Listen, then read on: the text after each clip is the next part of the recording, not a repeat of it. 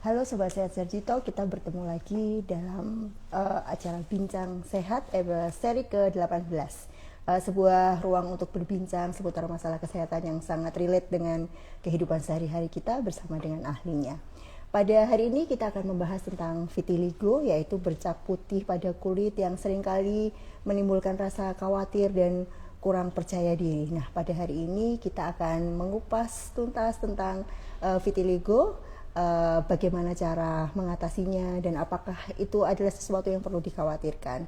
Telah hadir bersama kita Dr. Puspita Laksmintari, spesialis DVE, FINS DV, FAADV. Apa kabar dokter? Baik. Sehat ya dokter ya? Alhamdulillah ya. Sehat Mbak Fani.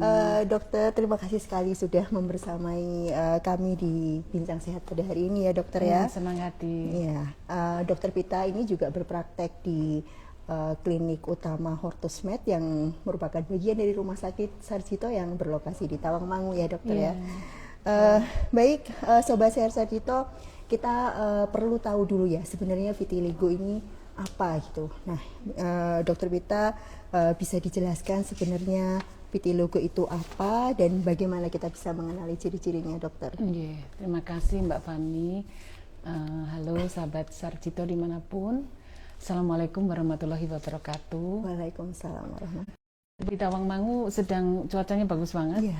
Jadi bersih sekali, cerah ya. Tapi anginnya agak semeripit ya dok. Katanya kemarin ada angin ribut ya, maksudnya angin agak kencang. Intinya bahwa hari ini kita akan membahas suatu topik yang menarik, sebuah penyakit yang merupakan perubahan warna. Jadi betul. Dia tidak ada selain berubahnya warna, tapi itu sifatnya kronis. Kita menyebutnya sebagai depigmentasi karena hilangnya melanosit yang membawa warna pada kulit manusia, dan itu bisa terjadi pada semua ras. Jadi orang kulit putih, orang kulit kuning, orang kulit hitam, semua bisa mengalami, dan sifatnya itu kadang aktif, progresif, bisa juga suatu saat menetap dan bisa menyeluruh begitu. Tapi penyakit ini tidak menular, namun karena perubahan warna itulah kemudian dia membawa dampak kosmetik, estetik, dan akhirnya psikososial dari penderitanya. Begitu Mbak. Betul. Yang dimaksud progresif itu tadi berarti bertambah terus begitu ya dokter ya? Betul. Jadi mungkin tadinya muncul sedikit, kemudian semakin melebar, itu bisa terjadi juga ya dokter ya? Jadi pertama dia bisa melebar, kemudian juga bisa muncul di tempat lain, kita sebut itu meluas, kemudian bisa juga berada di tempat-tempat yang awalnya orang tidak merasa nggak mungkin di situ, tapi ternyata di situ juga bisa terjadi begitu. Dan bercak putih ini dokter sebetulnya seringkali kita melihatnya, kita kenalnya sebagai panuan gitu ya dok ya. Ketika ngelihat ada yang bercak putih itu panuan gitu, padahal itu belum tentu panu juga. Nah itu gimana cara mengenalinya bahwa itu vitiligo atau itu penyakit kulit lain mungkin yang disebabkan oleh jamur atau bakteri gitu dok? Betul. Pada saat awal itu memang kadang-kadang seorang yang sudah pakar saja bisa keliru. Kalau prosesnya awal timbul suatu bercak putih begitu. Tapi kalau sudah beberapa saat kemudian kita lihat dengan seksama, maka ada pembedanya. Jadi secara awam mungkin bisa terlihat adalah warnanya. Jadi kalau warna dari vitiligo ini dia benar-benar putih karena hilangnya melanosit yang cukup banyak di area tersebut gitu. Kadang kita menyebut sebagai white chalk. Jadi seperti kapur gitu. Kapur yang berwarna putih. Melanosit itu pigmen warna pigmen yang membawa warna. Nah, kemudian juga kalau di vitiligo ini kan batasnya seperti jelas gitu. Dan dia tidak ada apa-apa di permukaannya. Kalau panu itu berbeda. Jadi panu itu warnanya bisa agak kabur, bahkan dia tidak harus putih. Pada orang kulit putih, kadang-kadang panunya itu malah hiperpigmentasi, malah gelap gitu. Ada yang kecoklatan. Dan karena dia sifatnya untuk panu itu disebabkan oleh sebuah jamur ya, Malassezia furfur, Zesia furfur, itu ada produk jamur di permukaannya. Jadi permukaannya seperti bersisik begitu. Dan gatal ya. Dan ada rasa gatal. Walaupun ada yang tidak gatal untuk panu loh ya. Yang menyebabkan seorang bisa panunan begitu luas karena tidak terganggu oleh gatal. Itu juga ada. Kalau vitiligo hampir tanpa rasa. Jadi tiba-tiba muncul, dan munculnya bisa pada tempat-tempat yang justru di wajah misalnya begitu, kemudian di lengan, atau kalau orang yang itu. Dok, saya pernah melihat yang seperti itu, tapi ada kemerahannya, Dok. Itu juga vitiligo atau bukan ya? Kalau vitiligo kemudian ada kemerahan, itu sebetulnya malah berarti ada iritasi yang membuat selnya bisa, melanositnya malah bisa datang lagi. Jadi dalam prosesi penyembuhan itu kita akan senang kalau melihat bercak putihnya, kemudian kemerahan. Itu kami melihat itu progres untuk menuju ke kesembuhan. Itu artinya bahwa melanositnya, sel-selnya itu bisa sudah mulai dimotivasi, tumbuh, mulai ada lagi gitu ya, ada Dok, lagi ya. Begitu. Baik dokter. Kemudian jadi itu tidak terasa apa-apa dan halus ya dok ya. Halus. Tapi ada batas yang jelas antara kulit yang masih normal ya dok ya. Dan warnanya tadi, sehingga kalau datang pada saat yang sudah cukup waktu, seorang dokter kulit khususnya pasti akan sudah lihat, oh itu vitiligo. Nah kalau mau memastikan ketika di kondisi awal, kita bisa menggunakan pemeriksaan lampu Wood gitu. Kalau untuk lampu Wood itu dengan lampu tersebut bisa kelihatan pada yang khususnya yang itu ada, atau pityriasis versicolor ya, namanya versicolor itu karena colornya bisa macam-macam. Di situ kelihatan kekuningan karena bagian dari produk jamurnya. Kalau di vitiligo itu kadang malah disuruh tepinya itu seperti ada namanya trichrome vitiligo ya. Jadi ada warna yang agak ke dominan, gelap, ada yang ini pada vitiligo malah begitu. Iya dokter. Nah dokter, mengapa vitiligo ini bisa terjadi dokter? Apa yang menyebabkan seseorang itu bisa mengalami vitiligo tersebut? Nah ini itu yang kadang-kadang ilmu pengetahuan tidak terlalu bisa menjawab ya, tapi bahwa ini termasuk penyakit autoimun. Jadi ada destruksi dari badannya sendiri yang kemudian merusak pembentukan dari melanin itu. Dan itu apakah ada genetiknya? Memang ada yang dikaitkan dengan pewarisan genetik, namun juga bisa terkait dengan kebetulan dia juga punya autoimun lain, misalnya penyakit tiroid, atau dia punya penyakit terkait dengan diabetes, dan ada penyakit-penyakit lain. Sehingga seorang yang menderita vitiligo biasanya kita lalu cek apakah ada di keluarganya, apakah dia punya penyakit-penyakit lainnya. Kemudian juga kadang tanpa ada sebab-sebab, tapi dia punya faktor pencetus, misalnya terlalu sering berlatih keras, timbul trauma berulang, ya. Atau dia juga punya luka bakar misalnya begitu, terus sembuhnya berarti misalnya trauma itu berarti nanti vitiligonya muncul di area bagian yang sering digunakan untuk latihan tersebut ya dok ya. Iya betul. Nah ini apakah dari bayi ya, begitu lahir bisa muncul vitiligo juga, atau munculnya di usia tertentu begitu? Jadi secara populasi itu ini bisa di semua usia, tapi terutama di usia pertengahan gitu. Dan kebetulan ada banyak di perempuan, dan populasinya sekitar 2-5% dari populasi global yang menderita vitiligo. Nah khusus untuk di UPF sendiri, menurut dokter teman sejawat yang di klinik Pratama, dikatakan bahwa tidak terlalu banyak yang datang ke UPF untuk pemeriksaan vitiligo tersebut. Tapi tidak tahu nanti setelah podcast ini ya. Iya dokter. Dan itu tidak menular ya tadi dokter? Tidak menular, tapi karena bisa bukan disebabkan oleh bahan infeksius. Tapi ada kemungkinan bahwa misalnya orang tua atau kakek ijab memiliki vitiligo, itu biasanya lebih berisiko ya untuk kita pertimbangkan untuk itu. Jadi tentunya risiko itu, lalu pertimbangannya adalah ketika dia banyak beraktivitas di tempat-tempat yang mengganggu karena sinar matahari misalnya begitu, atau dia seorang atlet padahal dia punya keluarga yang vitiligo, ya supaya ada perhatian yang lebih bahwa ada kemungkinan-kemungkinan itu. Dan itu ya dok, mungkin apa yang efek utamanya adalah membuat orang merasa insecure tadi ya, tidak percaya diri. Tapi apabila seseorang itu mungkin tidak merasa tidak merasa insecure atau merasa biasa aja, itu apakah berbahaya dok apabila dibiarkan saja? banyak yang mengatakan bahwa sebetulnya itu bisa dikendalikan oleh yang bersangkutan, tapi harusnya juga dibantu lingkungannya. Jadi lingkungan itu tentu keluarga terdekat juga sama-sama mengerti bahwa ini bukan penyakit infeksi, ini adalah penyakit betul-betul hanya karena berubahnya warna kulit begitu.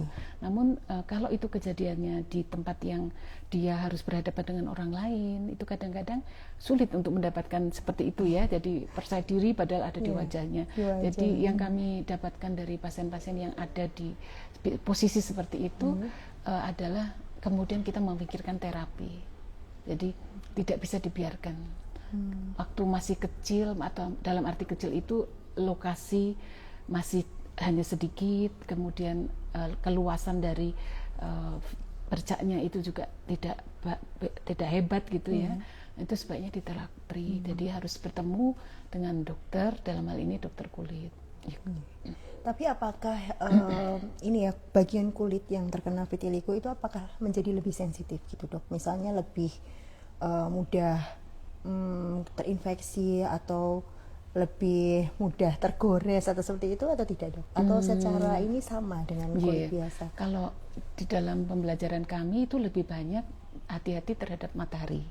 Jadi kalau area-area yang terdapat vitiligo dan di sekitarnya pasti ada proses di mana pigmennya akan tidak bisa menangkal matahari dengan baik. Untuk itu diperlukan tabir surya. Tapi tabir suryanya yang minimal SPF tertentu, tapi akan lebih besar lagi kalau ini adalah orang yang aktif terkena paparan matahari. Dan tadi bisa menjumpai siapapun dokter, ya, misalnya di situ ada dokter umum, lebih baik berkonsultasi dulu apakah ini vitiligo atau yang lainnya. Nah, kemudian dokter, apakah ini tadi sebenarnya dokter sudah menyebutkan beberapa kali bahwa bisa dikendalikan ya. Tapi untuk sembuh dan hilang keseluruhan itu apakah memungkinkan dokter? Nah, itu dia. Dunia kedokteran tidak boleh selalu 100% bisa sembuh ya. Jadi di dalam terapi vitiligo yang sekarang dikenal sebagai paradigma itu adalah terapi konvensional, di mana terapi konvensional itu diharapkan adalah secepat mungkin diberikan kepada pasien-pasien vitiligo ketika ditemukan, diberikan terapi-terapi topikal, itu biasanya kortikosteroid yang cukup kuat ya untuk itu. Kemudian ada vitamin yang diberikan sekaligus dia juga memperbaiki nutrisinya, karena di antara patogenesis yang berperan dalam vitiligo itu sudah diketahui terutama adalah adanya radikal bebas. Jadi kita harus memberikan antioksidan, kemudian juga anti stres, anti inflamasi karena ada peradangan hebat di situ. Kemudian ada hal-hal yang terkait dengan kerusakan melanosit. Itu mulailah kemudian diberikan terapi-terapi yang lebih kuat daripada itu. Kita sebut bukan konvensional tapi terapi-terapi inovasi. Dan itu sayangnya karena targeted seluler, obatnya mahal sekali. Kemudian juga bisa diberikan fototerapi. Dan sayang lagi adalah sekarang BPJS tidak menanggung. Jadi skema BPJS tidak lagi bisa diperuntukkan untuk pasien-pasien vitiligo. Gitu. Ini semua jenis terapi tadi dokter.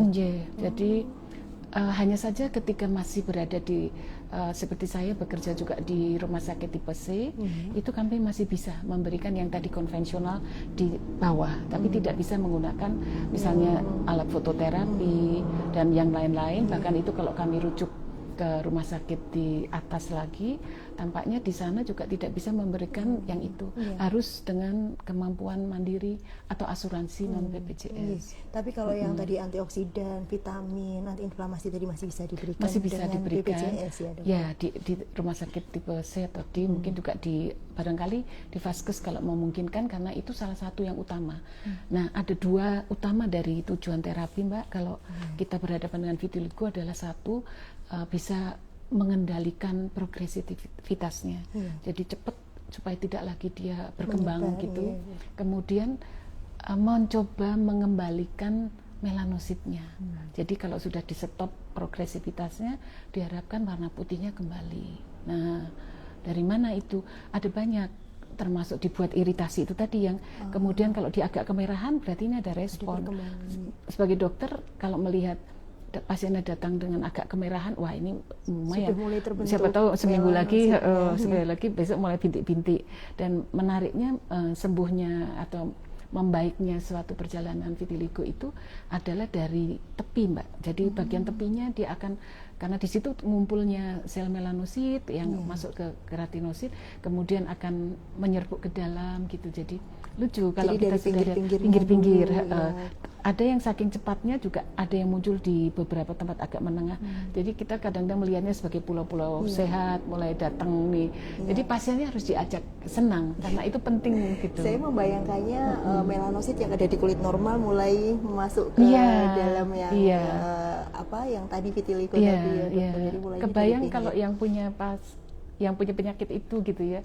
Jadi kalau tidak pernah terjadi bahkan merah aja nggak bisa, itu juga ada, bandel sekali juga bisa. Nah ini ada satu hal yang menarik karena pendekatan terapi itu kemudian dilakukan di laboratorium kalau di dunia global ya. Kita sebut dalam terapi konvensional. Tapi UPF ini ada sesuatu yang mungkin perlu kita bicarakan. Termasuk ciri khasnya kita ya, dokter ya. Dengan apa ini? Dengan jamu barangkali atau herbal, obat tradisional. Nah dokter, tapi sudah ada ya beberapa kasus yang memang melanositnya mulai muncul kembali dan bisa menutup kembali normal, itu sudah ada kasus seperti itu juga? Ada. Itu termasuk dalam terapi, bahkan saya lihat kalau terapi itu menggunakan yang bukan sampai targeted seluler, tidak sampai ke bedah misalnya begitu. Ada klasifikasi tertentu yang kalau dengan dokter didiskusikan, kemudian pilihannya adalah fototerapi, kemudian biasanya modalitasnya ada campur-campur begitu. Nah itu sangat subjektif dari dokternya, pengalamannya, kemudian dari kondisi pasiennya. Dan sangat menyenangkan kalau melihat kemudian pasiennya bercerita, dok bercaknya sudah tidak ada yang kemarin di sini misalnya begitu. Dan nah ini menariknya UPF juga punya andalan gitu ya, dokter. Dan nanti akan kita bahas juga ya dok ya. Nah ini dok, kapan pasien yang sudah mulai ada ini ya gejala atau indikasi terkena vitiligo ini pergi ke dokter, dok? Karena kadang-kadang seseorang tidak merasa terganggu, dok, karena tidak gatal dan mungkin juga letaknya tidak di posisi yang terlihat oleh orang lain gitu, dok. Nah ini kapan sebaiknya mulai ke dokter? Nah itu dia.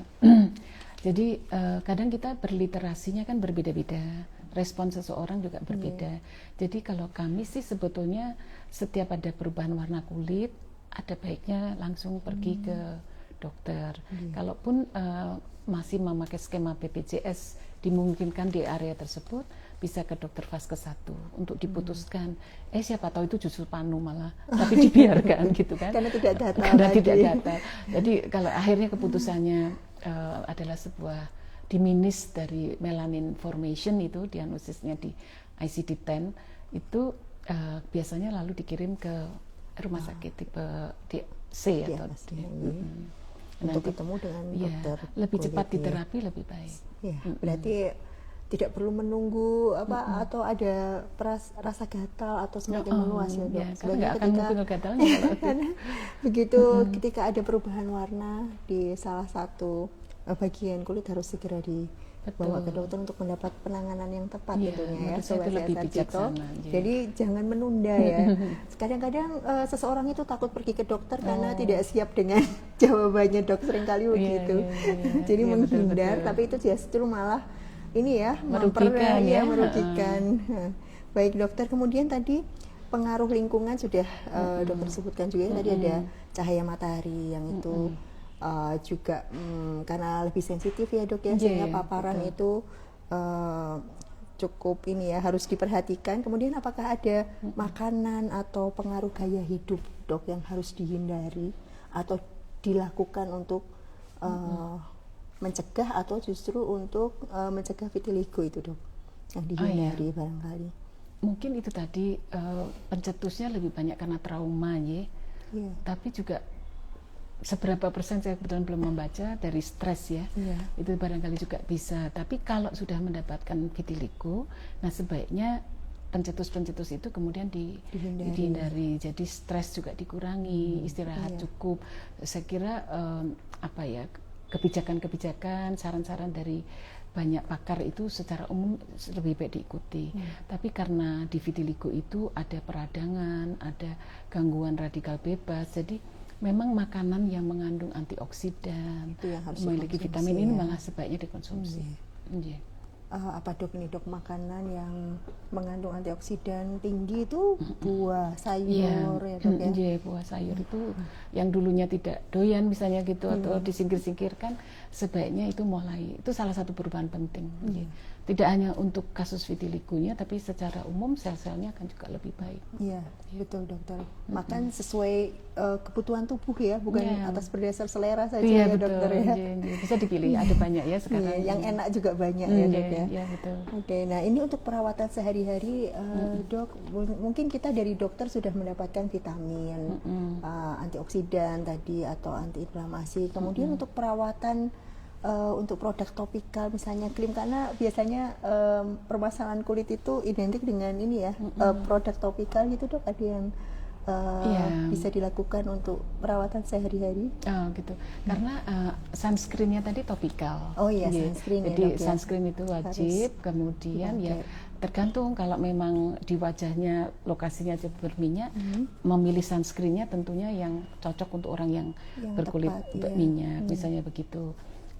Kalau dia kulitnya kering ya sebaiknya dibantu dengan emollient atau humectant, pelembab. Kalau lokasinya di tempat-tempat yang kulitnya kering, jadi pada umumnya saja, tapi di ekstra ya, artinya dilakukan gitu, jangan tidak dilakukan, biar aja di situ, ya jangan, karena kasihan sudah dia kehilangan melanositnya, masih kulit-kulit yang bermasalah di sekitarnya didiamkan, mungkin itu tambahan. Apalagi di musim kering seperti ini, paparan sinar matahari cukup kelembapan ya, jadi kelembapan yang tinggi kayak gini, ada baiknya kita mengoleskan pelembab setelah pelembab dan sunscreen tadi ya dokter ya, setelah mandi terutama. Nah ini memang tadi kita juga sudah bahas kilas ya tentang dampak psikologisnya ya dok, terutama kalau lokasi vitiligo ini ada di area yang mudah terlihat oleh orang, dan pasti orang itu juga kadang sebenarnya tidak bilang apa-apa, tapi raut mukanya menunjukkan kaget gitu ya dok ya. Nah itu dan takut juga ya barangkali. Jadi memang sering kali ya dok ya itu terjadi ya pada penderita vitiligo. Apalagi kalau remaja, atau karyawan dari usia produktif itu ada penderitaan yang tidak bisa terbayangkan, dan itu memang butuh bantuan. Jadi itu jangan menunda-nunda, apabila memang ada bercak putih di ini ya Sobat Sehat Sarjito, harus segera pergi ke dokter ya. Nah kemudian ini tadi dok yang sudah kita sebut-sebut dari tadi ini di UPF dengan keistimewaannya ini dok, dengan obat tradisional dok. Tadi kita sudah membahas dengan obat konvensional, vitamin, kemudian tadi dengan fototerapi juga ya dok, yang ternyata cukup mahal dan tidak di cover BPJS. Nah di sini peran tanaman obat tradisional herbal ini dok terhadap untuk mencegah atau untuk menangani vitiligo ini apakah ada dok? Ya, ini yang menarik ya. Kebetulan saya bergabung di UPF tahun 2024 akhir, dan saya melihat bahwa teman-teman di Klinik Pratama yang notabene adalah dokter-dokter umum saintifikasi jamu, itu sudah terbiasa juga menangani kasus-kasus vitiligo, tapi dengan obat-obat yang disebut jamu saintifik. Jadi tidak ada topikal sama sekali, karena memang tidak ada peracikan di sini. Ketika saya datang, kemudian ada kombinasi, kita menyebutnya integrasi terapi antara jamu saintifik dengan terapi konvensional yang tadi saya sebutkan. Dan ternyata hasilnya luar biasa. Jadi dalam hal ini tentunya kalau paradigma yang berlaku di global tidak menemukan ini. Jadi justru kita bukan menyebut itu obat tradisional, karena memang beberapa negara itu sudah melakukan riset-riset, sebetulnya bukan obat tradisional ya, tapi obat-obat bertarget seluler yang berasal dari natural product ya. Dan itu termasuknya ada disebut bakinol, ginkgo biloba.